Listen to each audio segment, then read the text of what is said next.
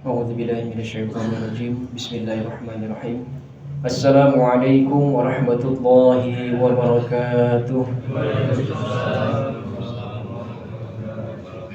Alhamdulillah, wassalatu wassalamu ala Rasulillah wa ala alihi wa ashabihi wa mawalah, amma ba'du. Bapak, ibu-ibu, saudara-saudari, adik-adik jemaah salat Aisyah dan salat tarawih Masjid Miftahul Khairat yang dimuliakan Allah Subhanahu wa taala, yang saya hormati.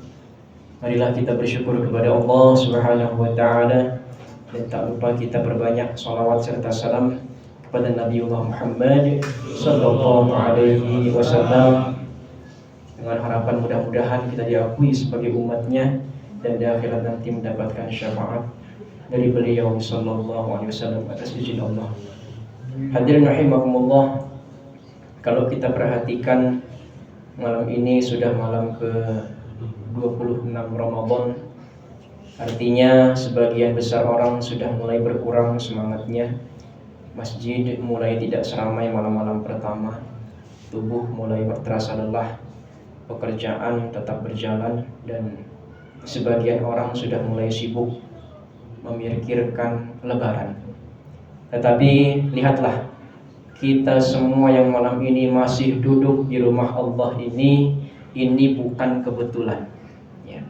Kalau seseorang masih istiqomah datang ke masjid di malam-malam akhir Ramadan, itu tandanya Allah masih memanggilnya. Karena kalau Allah tidak memanggilnya, sangat mudah bagi seorang untuk berkata, malam ini di rumah saja. Maka keberadaan kita di dalam masjid ini sebenarnya sudah sebuah nikmat besar yang sering kali kita tidak sadari. Namun ada satu pertanyaan penting. Apakah amal ibadah kita diterima oleh Allah Subhanahu wa taala? Itu pertanyaan yang harus kita selalu khawatirkan dalam hati kita. Bukan berarti kita berprasangka buruk kepada Allah, tetapi justru ketika kita semakin niat karena Allah, akan muncul rasa khauf dan roja, rasa takut, khawatir jika amal tidak diterima, tetapi kita punya rasa roja, berharap agar amal ibadah kita diterima. Bahkan sekelas Nabi Ibrahim alaihissalam saja selalu berdoa, Rabbana taqabbal minna, bermohon kepada Allah agar amalnya diterima. Maka apalagi kita seorang hamba yang pastinya masih banyak sekali kekurangan, seharusnya selalu kita berharap kepada Allah amal ibadah kita diterima oleh Allah Subhanahu wa taala. Nah, bagaimana caranya agar amal ibadah kita ini diterima oleh Allah Subhanahu wa taala? Karena tidak semua orang yang sholat pasti diterima sholatnya. Tidak semua orang yang puasa pasti diterima puasanya. Allah Subhanahu wa taala berfirman, A'udzubillahi minasyaitonirrajim, Innama yataqabbalullahu minal muttaqin. Sesungguhnya Allah hanya menerima amal dari orang-orang yang bertakwa. Ini di Al-Quran surat Al-Maidah ayat ke-27. Maka para ulama menjelaskan setidaknya ada beberapa tanda agar amal kita diterima oleh Allah Subhanahu wa taala. Malam ini kita coba ambil 5 tips sederhana saja. Mudah-mudahan bisa kita amalkan dalam ibadah-ibadah kita. Yang pertama, kita harus ikhlas karena Allah Subhanahu wa taala. Amal sebesar apapun akan sia-sia kalau tidak ikhlas.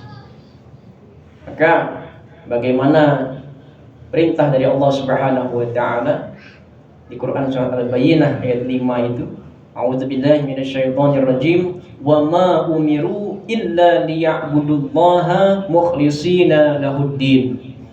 Tidaklah mereka diperintahkan kecuali untuk beribadah kepada Allah dengan ikhlas. Ya, ini. Bahkan Rasulullah SAW bersabda, innamal a'malu binniyat. Sesungguhnya setiap amal itu tergantung niatnya. Ya.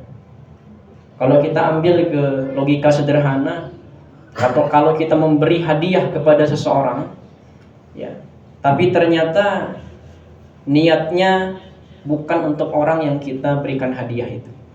Misalnya Bapak dikasih hadiah, tapi orang itu bicara kepada kita, ini saya kasih hadiah karena saya suka dengan ya. Jadi kan ini, jadi bukan karena kita memberikan hadiah itu memberikan kepada kita, tapi ada niatan selain kepada kita. Maka yaudah kalau gitu kenapa nggak ngasih ke orang itu aja, kan biasanya seperti itu. Nah ini, maka ketika kita mau ibadah, niatkan ikhlas karena Allah Subhanahu wa Ta'ala. Apalagi ya kalau kita berniat karena manusia, itu biasanya kita akan kecewa. Kenapa? Karena di dalam Quran surat Al-Ahzab ayat 72 itu, manusia itu zaluman jahula. Sungguhnya manusia itu banyak sekali zalim dan tidak tahu berterima kasih, bodoh seperti itu. Maka dari itu, untuk apa kita berharap kepada makhluk yang dia pasti akan membuat kita kecewa? Tapi kalau kita selalu niatkan ibadah kita itu karena Allah, dibalas atau tidak pun oleh manusia, maka kita tetap bahagia. Kenapa? Karena kita yakin man jaa bil hasanati falahu asyru amsalihha. Satu kebaikan Allah akan balas 10 kali lipat. Masya Allah. Jadi ikhlaskan karena Allah, niatkan karena Allah semua amal ibadah kita. Makanya niat-niat yang kita lepaskan itu biasanya di akhirnya ada lillahi ta'ala. Kemudian yang berikutnya, agar amal kita diterima itu adalah amal kita ini harus sesuai dengan ilmu, sebagaimana yang dituntun oleh Nabi Sallallahu Alaihi Wasallam. Man amila amalan laisa alaihi amruna fahuwa rad. Barang siapa melakukan suatu amalan, ya, tidak ada tuntunan dari kami, dari Rasul Sallallahu Alaihi Wasallam, maka amal itu bisa tertolak. Ya. Maka kalau kita ambil ke logika sederhana saja, kalau kita membuat sebuah surat yang bagus kalimatnya di dalamnya itu, tapi alamatnya tidak sesuai dengan yang kita tuju, maka sebagus apapun surat itu, isi surat itu, maka tidak sampai kepada penerimanya. Maka ketika kita mau ibadah, kita harus terus belajar, ya, terus belajar. Kita meneladani Rasulullah SAW. Bahkan sholat saja itu sallu kama ra'aitumuni usolli. Sholatlah kalian sebagaimana kalian melihat aku sholat, kata Rasul. Maka kita harus belajar terus, upgrade terus ilmu kita ini. Jadi kalau kita mau sholat, dimulai dari gerakannya, dari bacaannya dan seterusnya, teruslah kita pelajari, ya, sehingga amal ibadah kita berpeluang besar diterima oleh Allah Subhanahu wa Ta'ala.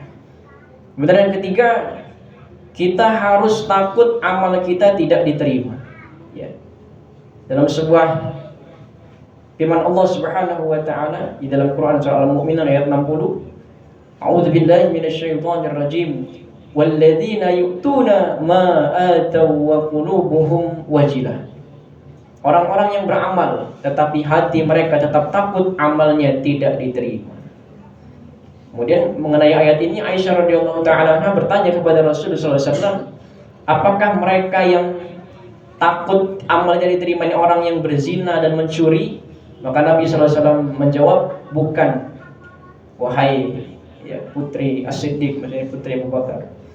Mereka adalah orang yang sholat, orang yang puasa, orang yang bersedekah, tapi mereka takut amalnya tidak diterima. Jadi munculkan dalam hati kita ini ada perasaan takut tadi, kekhawatiran, ya. Kalau kita masukkan kepada logika sederhananya, orang yang yakin dirinya pasti masuk surga, biasanya dia akan meremehkan dosa-dosa. Tapi kalau, ya, dia ada kekhawatiran dalam hatinya, maka dia akan terus, ya, memperbaiki ibadahnya, memperbaiki dirinya, ya, berhati-hati dalam menjalankan, jika ada kekhawatiran tadi. Kemudian yang berikutnya, setelah kita beramal, jangan lupa kita memohon ampun kepada Allah Subhanahu wa Ta'ala, beristighfar. Makanya tadi kita sholat, setelah sholat kita astagfirullah 3 kali. Itu kenapa? Padahal kita baru saja sholat, Sholat adalah amal ibadah yang sangat mulia. Tapi habis sholat kita malah justru dianjurkan tadi untuk beristighfar, mohon ampun kepada Allah. Bahkan bayangkan, perbuatan baik saja kita harus merasa ada kesalahan. Mungkin kita belum khusyuk, mungkin gerakan kita belum benar, mungkin bacaan kita belum baik, atau mungkin niat kita yang belum lurus dan seterusnya. Itu semua kesalahan. Maka setelah kita sholat pun tetap kita beristighfar, ya, beristighfar kepada Allah Subhanahu wa Ta'ala. Karena istighfar itu tanda kita sadar ibadah kita belum sempurna, sehingga ya tadi terus kita belajar agar ibadah kita sempurna. Ya, tapi kalau kita sudah pede lah, yang penting ibadah. Nah, ini keliru. Ini keliru. Ya, maka kita harus terus belajar dan ada kekhawatiran dalam hati kita, sehingga muncullah istighfar tadi, mohon ampun kepada Allah dan terus memperbaiki diri. Kemudian yang kelima, yang terakhir, amal kita itu diterima kalau amal kita itu membuat kita menjadi lebih baik. Makanya ada kaidah, ada sebelum ibadah, ketika ibadah, dan setelah ibadah. Sebelum ibadah kita persiapkan diri kita. Kalau sholat misalnya, sebelum sholat itu kita harus bersihkan diri kita. Bersihkan dari hadas besar, hadas kecil, kita berwudu dengan mensucikan diri, menggunakan pakaian yang terbaiknya, pakaian wangi-wangian dan seterusnya. Ketika sholat, kita jalankan dengan meneladani Rasulullah SAW. Dan setelah sholat, ingat, kita harus bawa nilai-nilai sholat dalam kehidupan kita. Inna sholata tanha 'anil fahsya'i wal munkar. Begitu juga dengan puasa kita ini. Maka dalam sebuah riwayat dinyatakan Allah tidak membutuhkan puasanya seorang kalau tidak mencegahnya dari perkataan yang sia-sia dan perkataan yang tidak benar. Jadi ibadah kita itu harus melahirkan akhlak yang mulia, sehingga nilai-nilai ibadah kita itu bisa kita hadirkan dalam kehidupan keseharian kita. Ya, malam ini sudah malam ke-26. Sebagian ulama juga mengatakan ya kemungkinan di 10 malam terakhir ini ada Lailatul Qadar. Maka kita tidak tahu ya apakah di mana dirahasiakannya, Allah Subhanahu wa Ta'ala merahasiakannya. Ya, mudah-mudahan kita semua bisa menjadi hamba-hamba Allah yang terus memperbaiki diri kita, yang bermohon kepada Allah untuk terus agar ibadah kita ini diterima oleh Allah Subhanahu wa Ta'ala. Amin, Allahumma amin. Mungkin demikian bisa saya sampaikan, dengan bermanfaat kepada Allah, mohon ampun. Saya akhiri, subhanakallahumma bihamdika asyhadu an la ilaha illa anta astaghfiruka wa atubu ilaik. Wallahu ta'ala a'lam bishawab. Assalamualaikum warahmatullahi wabarakatuh. Subhanallah.